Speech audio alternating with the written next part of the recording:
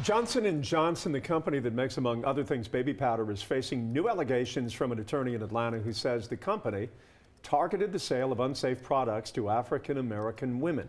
Last week, the Department of Justice subpoenaed Johnson & Johnson for information related to asbestos allegedly found in their baby powder. A recent Reuters report showed that asbestos, which can cause cancer, had been found in the baby powder between the 1970s and the 2000s.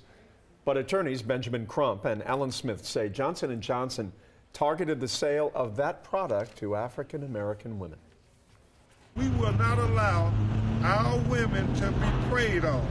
We will not allow our women to be victims of deceptive marketing.